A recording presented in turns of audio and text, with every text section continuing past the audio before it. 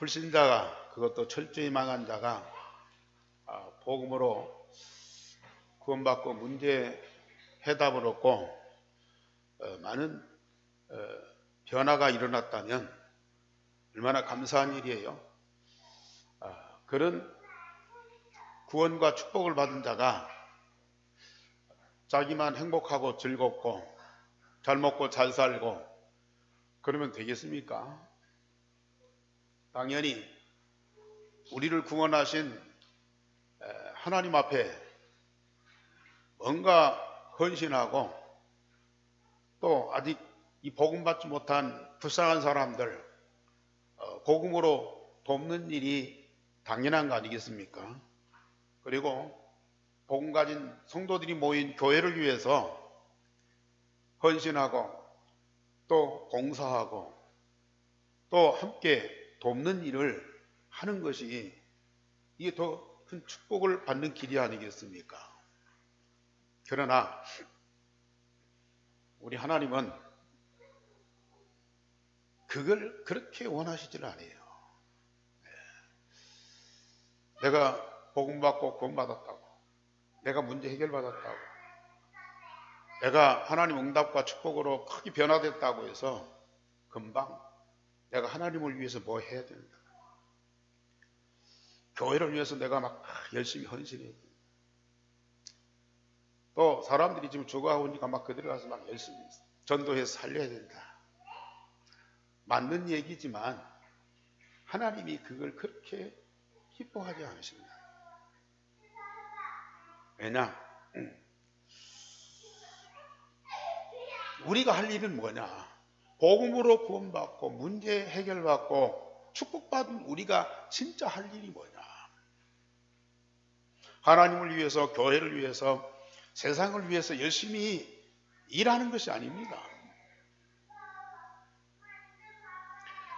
베드로가 주는 그리스도시요 살아계신 하나님의 아들입니다 고백했더니 우리 예수님이 얼마나 감동을 받으면서 축복하시는지요. 거기에 힘을 얻은 이 베드로가 예수님을 위해서 뭔가 열심히 헌신하려고 그랬어요. 그런데 우리 예수님이 조용히 말씀하십니다. 내가 장차 많은 고난을 받고 십자가에 죽을 것이다. 그리고 사흘 만에 다시 살아나야 된다. 십자가 부활, 복음을 말씀하셨거든요. 예수님이 그 때문에 오셨거든요. 예수님 하실 일이 바로 그 일이라고 말이에요. 사실 예수님에게서 십자가 부활 빼면 아무것도 아니에요. 그런데 그 말할 때는 베드로가 뭐라고 해요? 예수님 그리 마옵소서, 그리 하시면 안 됩니다. 왜 예수님이 고난을 받고 십자가에 죽어야 됩니까? 죽지 마세요. 굳고 만류하는 거예요. 그러니까 우리 예수님이 뭐라고 말씀하세요? 네가 나를 그렇게 위하고 내 편이 되어서 나를 그렇게 도와주는구나. 또 감동을 받으면서 베드로를 칭찬하고 축복해야 되지 않겠습니까? 그런데 예수님 입에서 나오는 말씀은 뭐예요? 사단아 내 뒤로 물러가라. 복음 받고 은혜 받고 칭찬받은 베드로가 주를 위해서 뭔가 하려고 하는데요. 예수님 하신 일을 막는 거예요. 엄청난 일이죠. 오늘 본문에도 우리 하나님이 하시는 일을 이해하고 그 일에 앞장서서 헌신해야 할 사도와 교회 중직자들이 하나님 하시는 일을 막는 거예요.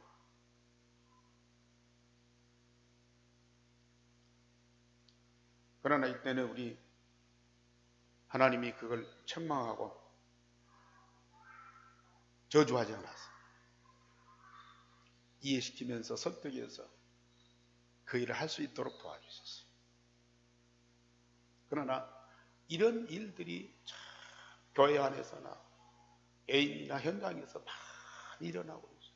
그것도 사도들이, 그것도 중직자들이, 그것도 정말 하나님의 그 중요한 뜻을 이루는 전도자들이 그런 일을 하고 있다는 거예요. 그래서 오늘 이것이 내가 지금 그 일을 하고 있는 건 아닌가, 자신을 살피면서 진짜 이런 일이 있다면 빨리 돌이켜야죠. 오늘 제목 다 같이 보십시다. 시작. 내가 누구이기에 하나님을 능히 맡겠느냐. 우리가 진짜 복음으로 구원받고 인생 모든 문제 답을 얻고 새로운 인생을 시작했다면 우리가 할 일이 뭡니까? 내게 주신 복음, 은혜로 주신 복음, 공짜로 선물로 주신 그 복음을 마음껏 누리는 거예요. 그리고 성삼위 하나님이 24시 나와 함께 하시잖아요. 성령과 말씀으로 우리와 함께 하신다고 말해요.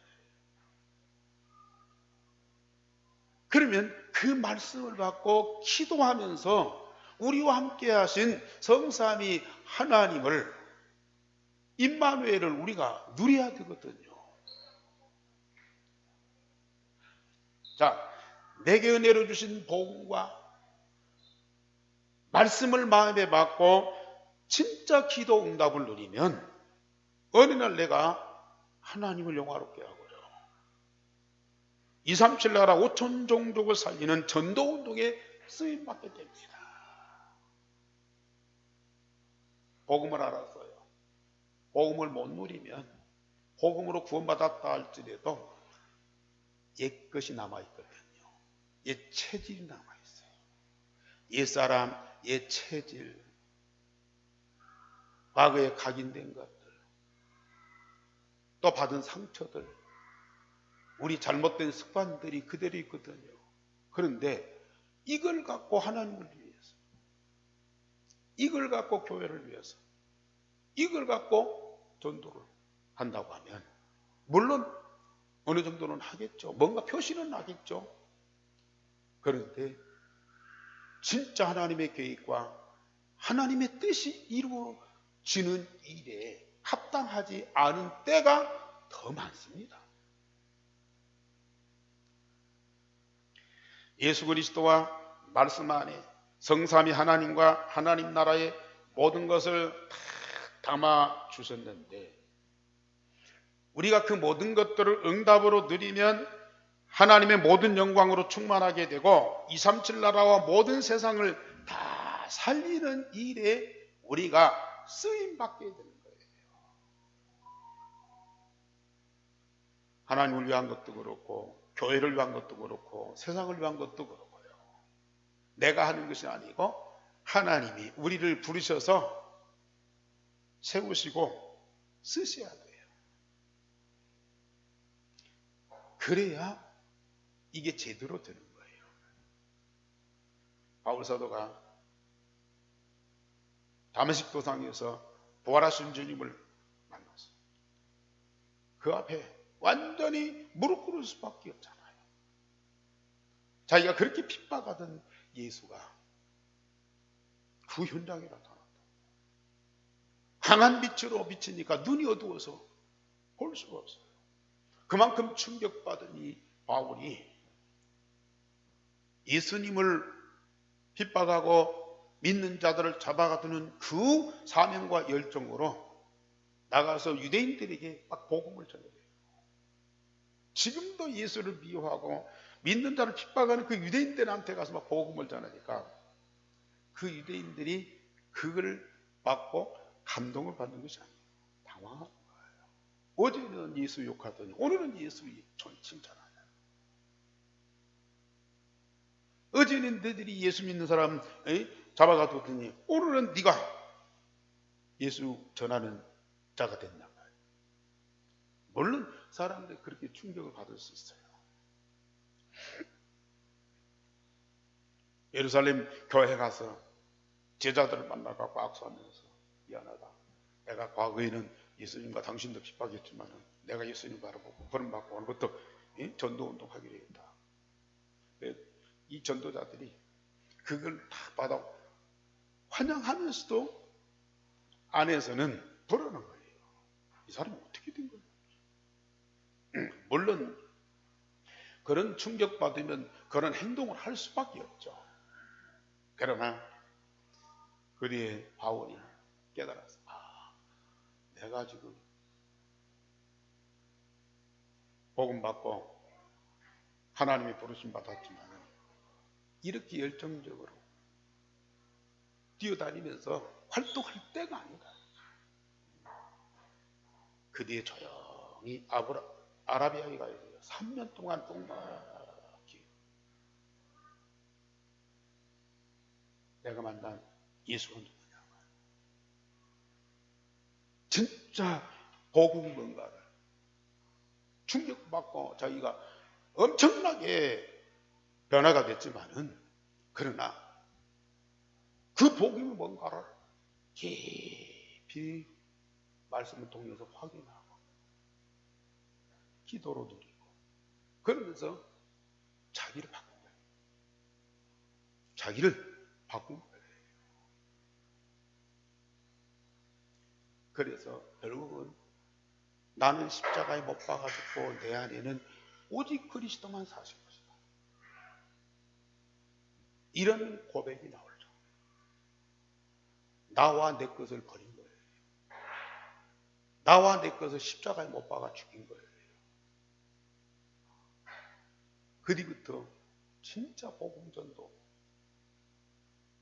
하나님이 쓰셨다.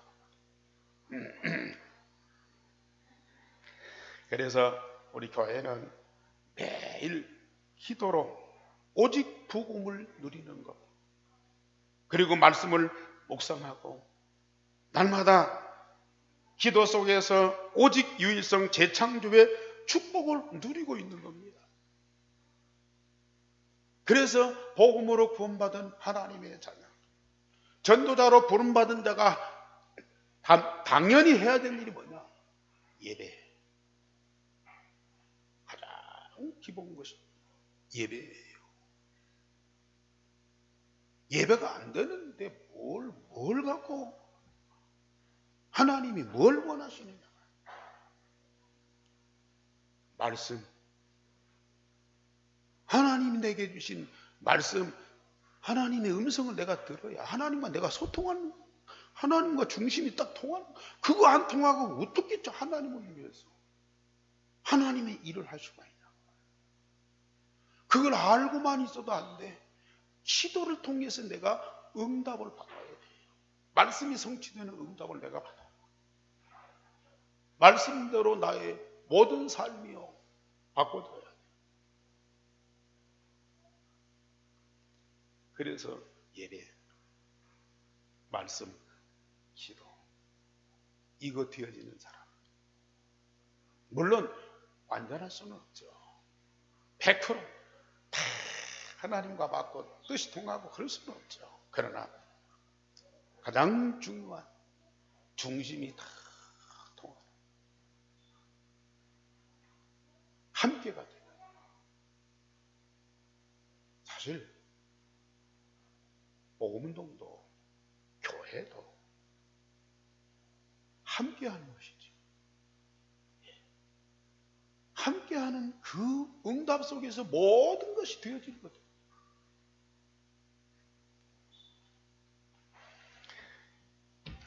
복음 누림과 말씀 묵상 속에서 응답을 날마다 확인하면서 오직 유일성 재창조의 축복을 누리는 자, 겉으로는 미미해요.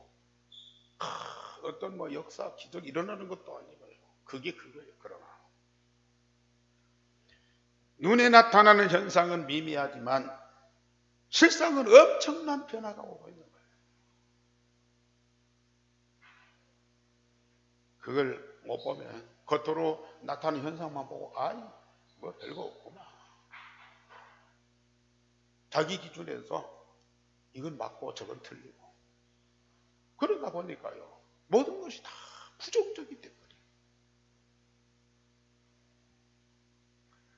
그것까지 우리는 하나님도 판단하고 교회도 판단하고 다른 성도들도 판단하고 세상도 판단하고 틀린 잣대를 가지고 모든 걸 판단하니까 맞는 것이 하나도 없어요. 얼마나 안타까운 사람.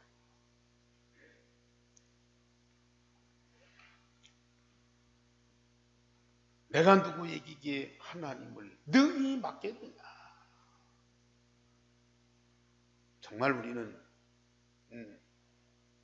내 자신 상태를 다 살피면서요, 정말 하나님 하시는 일에 쓰임받는 우리가 영적 상태를 다 준비를 하셔야 돼요. 그래서 저처럼 우리는 하나님의 절대 목표를 봐야 됩니다. 하나님은 사단에 의하여 창세기 3장, 6장, 11장과 거기서 나오는 12가지 영적 문제로 오는 저주로 말미암아 완전 멸망할 세상을 창세기 3장 15절 여자의 후손, 출애굽기 3장 18절에 피의 제사, 이사야 7장 14절에 임마누엘, 마태복음 16장 16절에 독생자 예수 그리스도의 언약으로 살리기를 원하셨어요.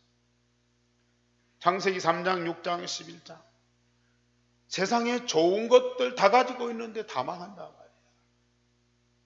세상에 부흥되고 발전하고 편리한데 그것이 인간에게는 저주와 재앙으로 다가온단 말이죠. 그걸 해결하는 완전한 답, 여자의 후손, 피의 제사, 임마누엘, 그리스도, 이 복음을 갖고 살리시기를 원하십니다. 그것이 하나님의 절대 목표예요.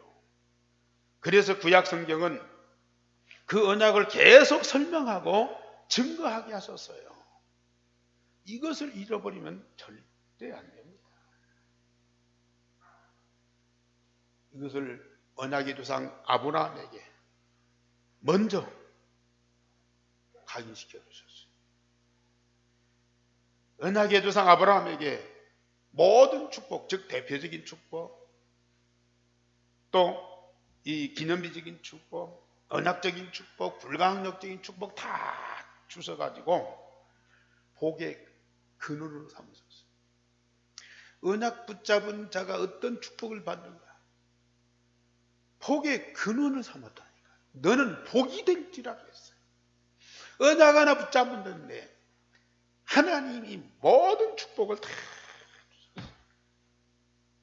그러면서 너로 말미암아 모든 족속으로 복을 받게 하시겠다 약속하셨어요. 너와 내 후손은 말할 것도 없고 너로 말미암아 모든 족속이 복을 받게 하겠다. 이때부터 세계복음화 언약을 주신 거예요. 그러나 그 아브라함의 이 후손된 이스라엘 백성들이 그걸 오해를 해요. 아브라함이 우리의 조상이다. 우리는 그 후손이다. 아브라함에게 주신 그 언약, 우리에게 주신 언약이고 우리들만의 응답이다. 그렇게 오해를 넣어요. 다른 민족은 이방인으로 치부해요. 그들에게 복음을 절대 증거하지 않아요. 그리고 율법 사상. 자, 이스라엘 민족은 아브라함의 후손으로 그 피를 받아야 되는데 그 피를 받는 할례를 해놔야 됩니다. 할례 받은 사람들만 아브라함의 자손입니다. 할례 받지 않은 사람들은 이방인. 그래가지고 딱 갈라놓고 선을 넘어가면 안 되고 올 수도 없고 딱 벽을 쳐놨어요. 그런데 우리 하나님은 아브라함이 뭔 약속이었어요? 너로 말미암아 모든 족속이 복을 받게 하겠다. 창세기 22장에서는 네 씨로 말미암아 천하 만민이 복을 받으리라.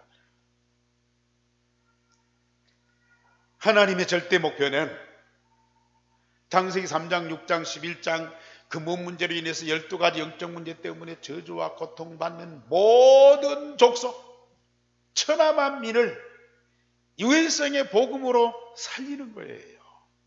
그런데 이 아브라함의 자손들이 오해를 해.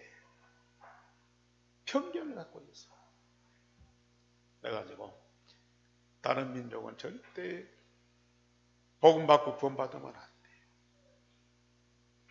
우리에게만 주신 언약이고 우리들만의 여호와야.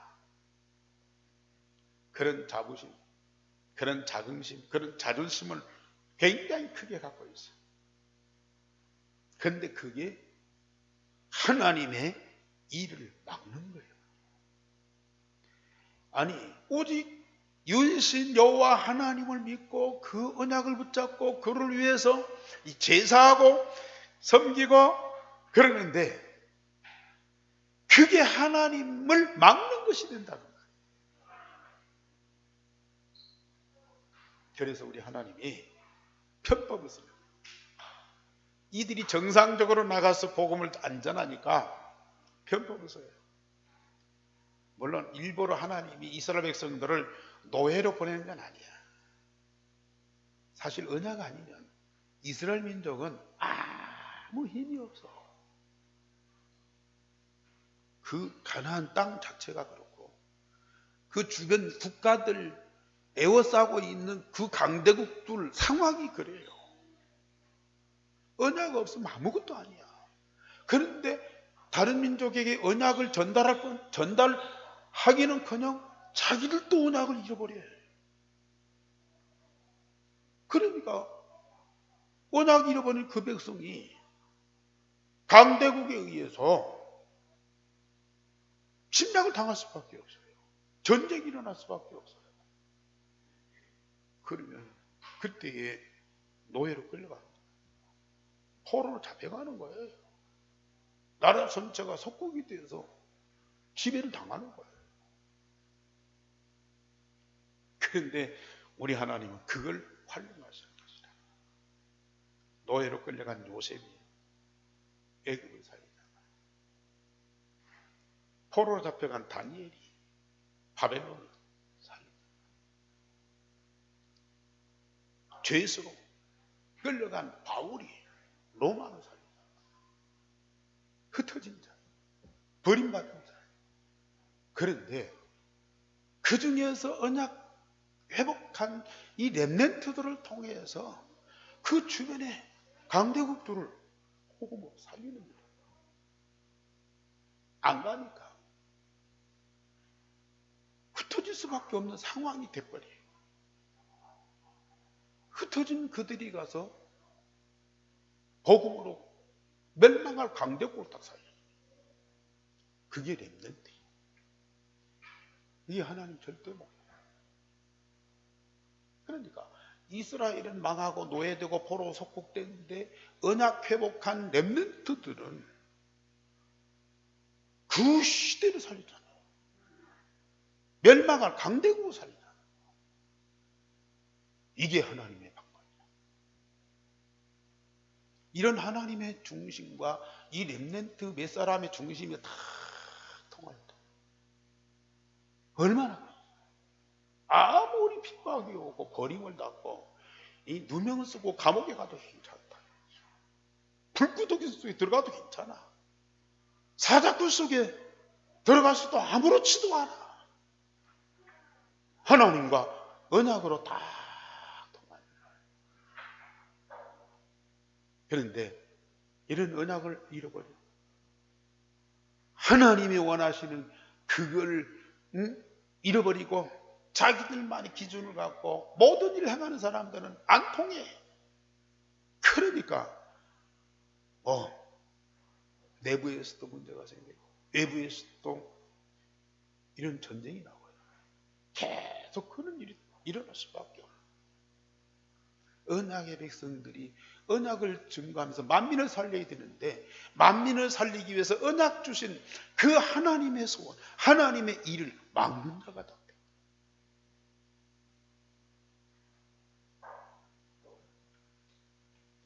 두 번째로 우리 예수님의 절대 목표를 우리는 분명히 봐야 됩니다. 예수님께서 제자들에게 중대한 메시지를 주셨어요. 십자가 지시기 직전에 말세에 일어날 일들을 자세히 말씀하셨어요. 세상 종말에는 사단에 의해서 많은 환난이 일어날 것이다. 그 환난에 의해서 많은 고통을 받게 될 것이다. 심지어 적그리스도 거짓 선지자 나타나서 믿는 자들도 미혹하고 무너뜨린다.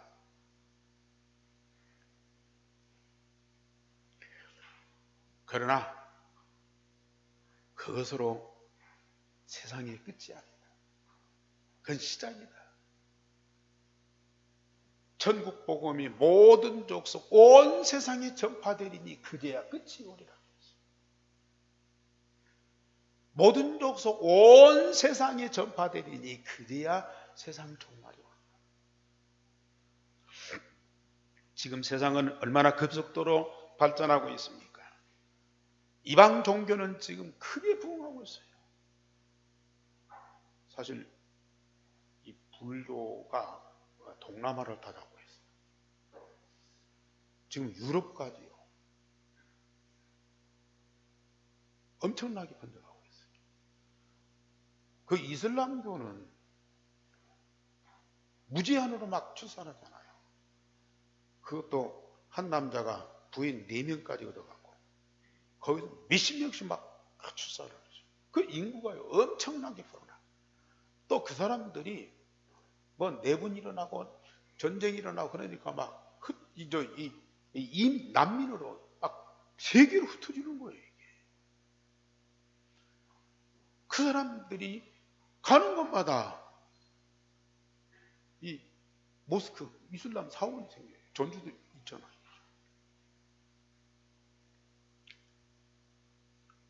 지금 전 세계에 이 무슬림이 20억이 넘어요. 20억. 세계 인구의 3분의 1을 정하고 있어요. 그러면서 우리 노 목사님이 계속 얘기하는 이 3단체, 이 3단체, 프리메이션, 뉴에이지, 유대인, 이 얼마나 급속도로 확산되고, 어제도 핵심 때 있지만은 그 3단체를 주도하는 사람 누구냐? 유대인입니다. 반면에 우리 기독교는 유럽은 뭐 이미 다 문 닫아버리고 있어요. 미국도 교회가 계속 이슬람 사원으로 팔리고 있어요. 우리 한국도 자꾸 줄어들고 있어요. 아니, 세상 종말에 모든 족속이 온 세상에 천국 복음이 전파되어야 그제야 끝이 온다고 그러는데 지금 현상은 정반대로 가고 있어요.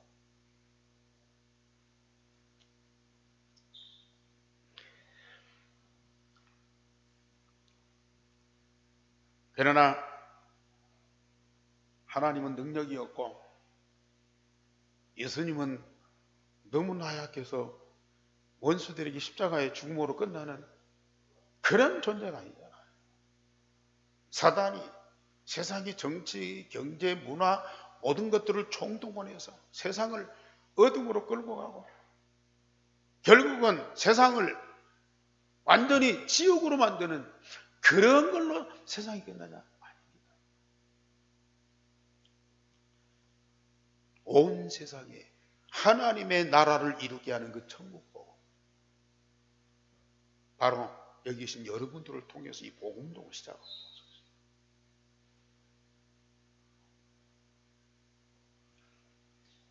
이 천국 복음이 온 세상에 전파되어 심지어 하나님을 믿지만은 예수님을 대적하는 저 유대인들까지도 돌아오는 그 때에 세상에 종말이 온다. 끝이 온다고 말씀하셨어요.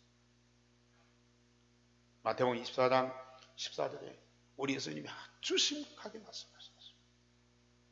그리고 부활하신 이후에 메시지를 주셨습니다. 마태복음 28장 16절 20절에 너희는 가서 모든 족속으로 제자를 삼아라. 모든 족속에게 제자를 준비해 놓으셨다. 그걸 찾아라.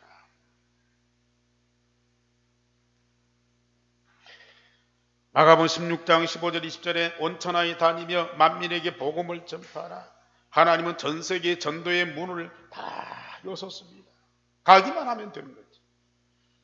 그리고 사도행 1장 8절에는 오직 성령이 마시면 너희가 권능을 받고 땅끝까지 내 증인이 되리라. 이 복음 가진 자에게 하늘과 땅의 모든 권세를 다 주셨다. 어떤 사단도 어떤 흑암도 어떤 악한 세력도 완전히 꺾어 무릎 꿇게 하는 그 권세를 우리에게 다 주셨다. 우리가 그 말씀을 믿기만 하면 되면 돼. 안 믿어요. 왜? 내가 능력이 없으니까. 내 형편이 그걸 할 수 있는 조건이 안 돼. 세상이 지금 얼마나 악해지고 강팍해지고 지식과 과학과 경제가 발달해가지고 다 하나님 돼 있는데 어디다 가서 예수 얘기해? 어디다 가서 복음 얘기해? 그러니 우리 자신들이요 완전히 지금 불신앙으로 막혀 있어. 이게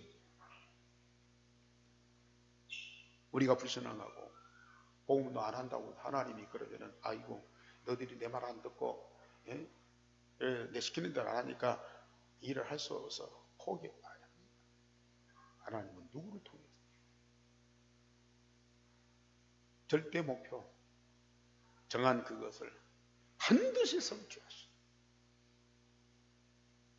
예배와 말씀과 기도를 통해서 이 모든 것들이 사실로 믿어지고 기도가 되어지고 성삼위 하나님 24시 함께 하시는 것과 하늘 보좌의 축복이 내게 24시 충만한 것이 체험되고 누려지는 그 사람들을 통해서 그 일을 반드시 하신다니까.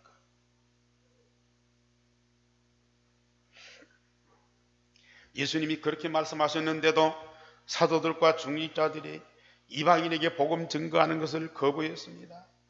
이 복음 운동을 사단과 세상의 문화가 맡고 있겠지만 지난번에 말씀드렸듯이 베드로에게 로마 백부장 고넬료에 가서 복음을 증거하라고 했어요. 그랬더니 베드로가 속되고 깨끗하지 아니한 것을 내가 결코 먹지 않겠다고 거부를 했어요. 또 예루살렘 교회 사도들과 중직자들이 베드로가 로마 백부장 고넬료에게 복음을 증거했다는 소식을 듣고 베드로를 비난하고 힐난을 했어요. 어찌 할례자가 모할례자의 집에서 음식을 먹냐. 참 어처구니 없는 그 다른 이방인이나 불신자 속에서 그런 소리가 아니야. 복음 운동하는 예루살렘 교회의 사도들과 중직자들이 그런 말을 하는 거예요.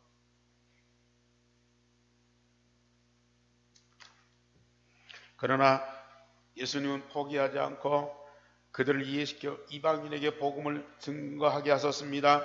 베드로에게 환상을 보여주며 하나님이 깨끗하게 하신 것을 네가 속되다 하지 말라. 그래서 고넬료에게 복음 증거하도록 성령으로 역사하셨습니다. 예수께서 성령을 통해서 말씀을 주실 뿐만 아니라 환상을 보여주시고 또 고넬료가 보낸 사람들을 통해서 베드로를 초청하게 만들고 베드로는 이해돼서가 아니라 믿어져서가 아니라 억지로 끌려가서 거기 가서 복음을 증거하다 보니까 예루살렘에서 복음 운동할 때 똑같이 저 고넬료와 이방인들에게 복음 전하는데 성령이 역사하시는 거예요. 그들이 얼마나 기쁨으로 복음 받고 즐거워하는지. 하나님이 이방인들한테도 역사하시는구나. 그러면서 그들에게 세례를 줬잖아요.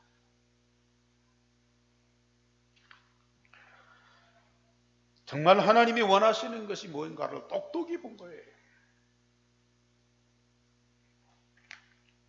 그런데 베드로가 원래로 이방인에게 복음을 전했다는 소식을 듣고 베드로가 왔을 때에 이 사도들과 이 중직자들이 베드로를 비난하고 자꾸 불평하는 겁니다. 당신이 그러면 어떻게 되냐 말이야.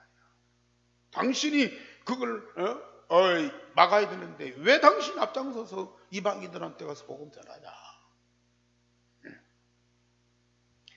그때 베드로가 하는 말이 하나님이 이방인에게도 똑같이 역사하신 것을 설명하면서 내가 누구이기에 하나님을 능히 맡겠느냐.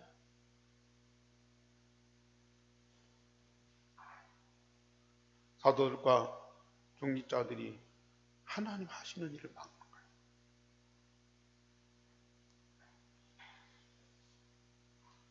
이건 엄청난 문제죠.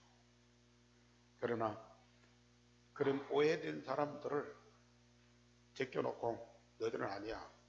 다른 사람 세워서 보내는 것이 아니고 우리 예수님은 그들을 말씀을 통해서 또 베드로 증인을 통해서 충분히 이해시키고 감동을 받기. 회원이 하나님이다. 우리 예수님이 제자들을 훈련하는 방법이죠. 오해된 부분이 있을 수 있어요. 잘못 판단할 수도 있어요. 자기 기준, 자기 체질 갖고 할 수도 있어요. 그때마다 우리 예수님은요, 성령과 말씀을 통해서 또 다른 증인들을 통해서 또 현장의 사건을 통해서 우리를 깨닫게 하죠. 이해하는 거. 그리고 거기에 믿음과 확신 갖도록 증거도 주죠. 그때까지 기다리죠.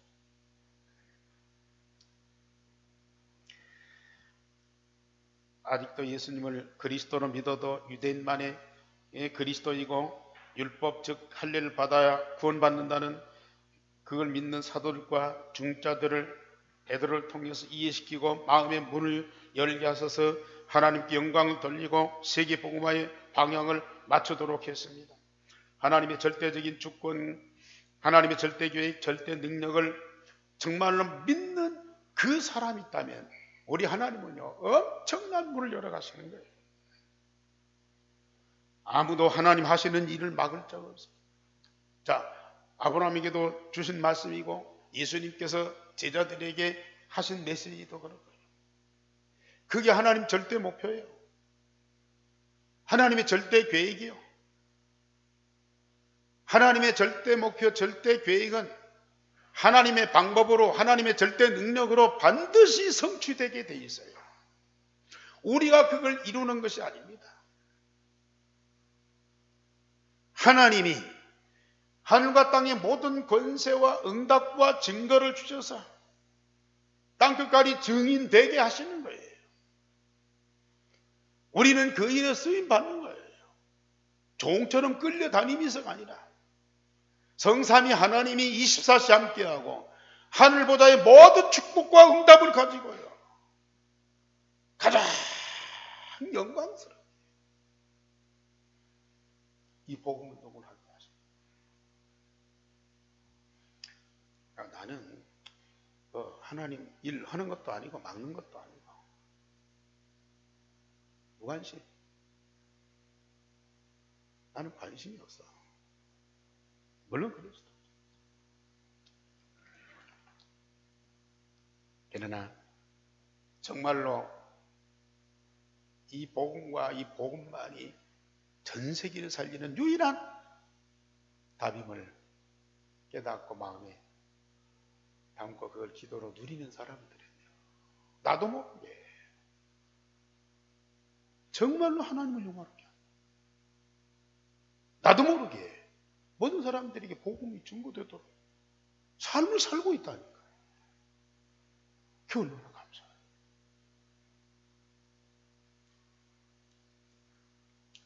복음 아니면 안 되는 그런 상황 속에 우리가 살고 있잖아요. 어제 뉴스 보니까 어떤 여자가 그 남자 의사를 땅을 파고 가서 묻어버리더라고요.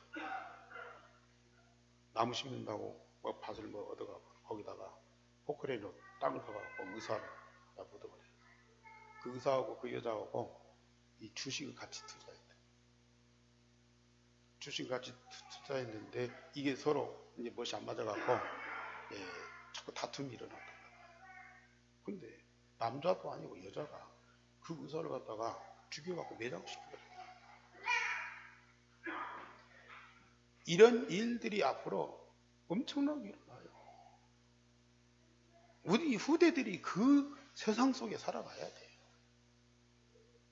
복음 아니면 절대 안 되는 그런 상황이 지금 벌어지고 앞으로 계속 올 거라고 해요.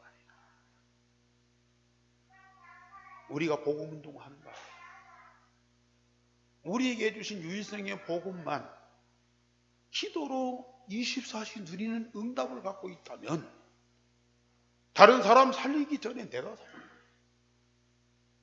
어떤 환난 핍박이 와도 전혀 흔들림이 없고요. 오히려 그걸 발판으로 삼고 정복하고 세상을 살리는 자가 된다. 이게 렘넌트 아니에요. 이게 전도자 아닙니까? 우리가 그런 응답 못 누리고 있으면 이 세상 사는 것이요. 힘들어요. 눈치 봐야죠. 또 분쟁해하고 갈등해야 되고 시비해야 되고요. 그런데 이 유일성의 복음만 누리면서 오직 되고요. 진짜 말씀에 의해서 우리가 날마다 재창조돼서 서밋이 딱 되어보세요. 사단이 우리 앞에 무릎 꿇을 수밖에.